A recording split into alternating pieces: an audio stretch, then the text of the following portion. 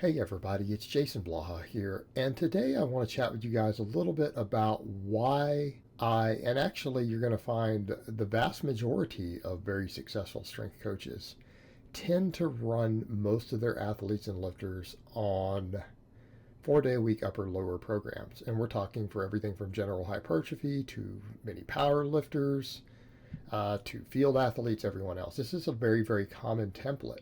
And I'm not saying there are not some specialized athletes who can deviate from it.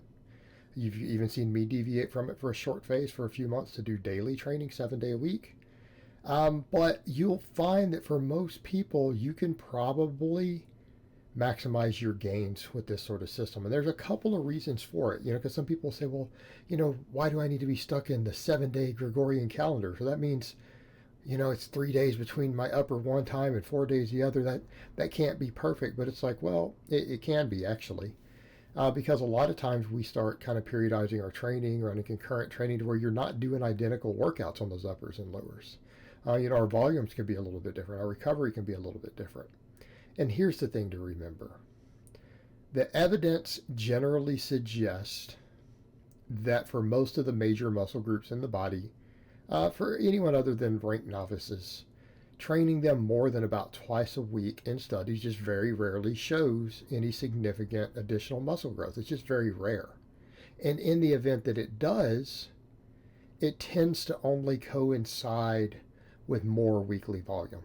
Okay, that tends to be the situation, right? So what does that mean? That means that generally speaking, if you think you can get more gains rather than increasing frequency, unless you have a real reason to do it, like in my case, I wanted to max out 7 days a week purely to get more max effort lifts in and then do supplemental work behind it. But when I changed my own training back, what did I do? I stacked the volume back up into the 4 days.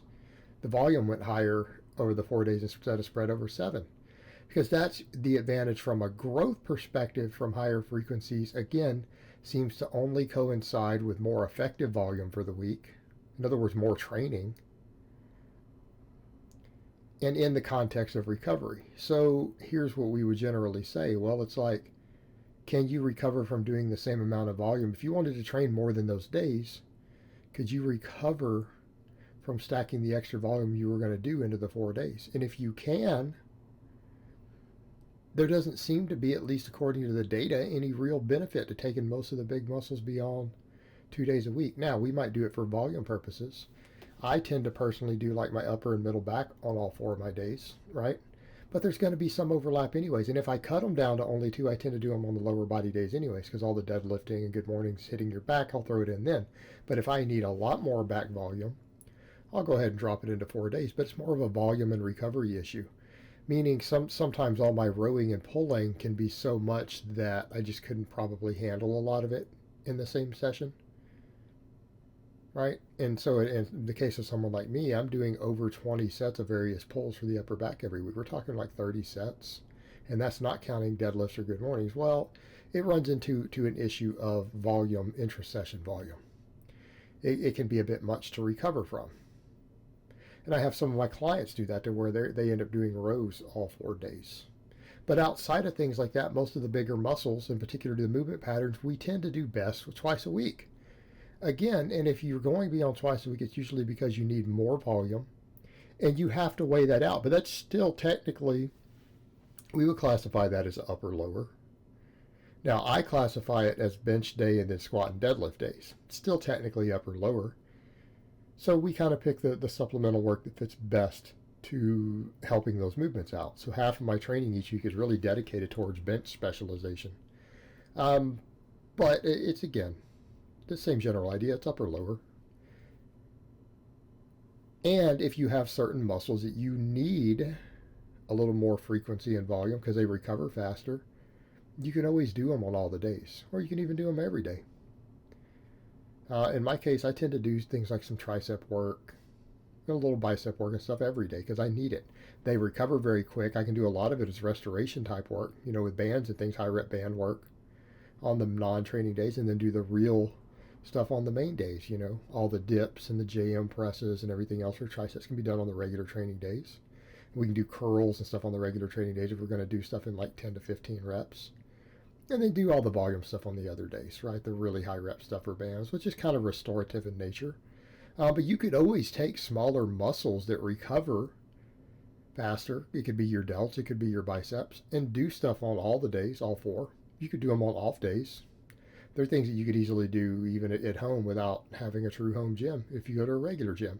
So you're still keeping consistently with a program like that because most of your real training is being organized back into that template.